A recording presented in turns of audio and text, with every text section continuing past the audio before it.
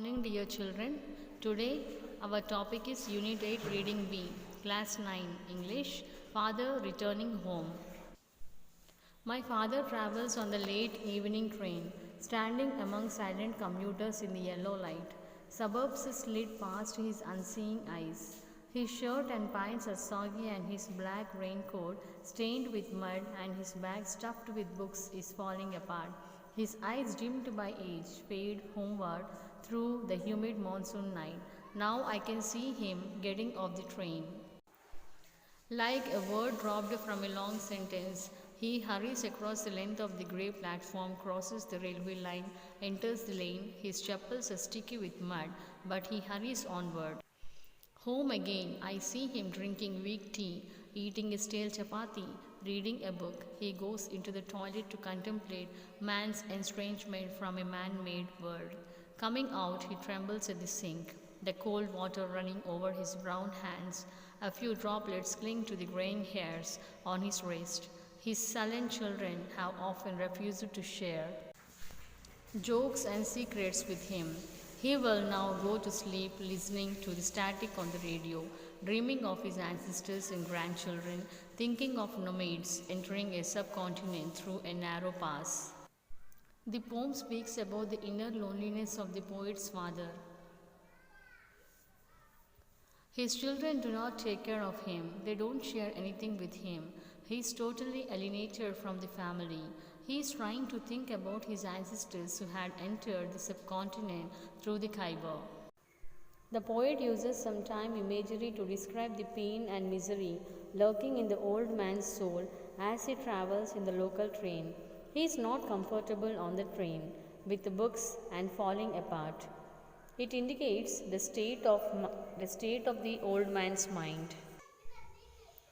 The poet describes his father coming home in an evening train. He is silent and he is unmoved by the sights of the suburbs because they are too familiar to him to catch his eye. His clothes are damp and dirty. His bag is disintegrating with the heavy load of books. The dress indicates the state of mind of the old man. He is dull and tired. The dress shows his insignificance in this world. Being old, he has lost the brightness of his eyes. The poet visualizes him getting out of the train as though he is no longer relevant to the train, which will now move forward with other people to their destination. He is hastening along the platform.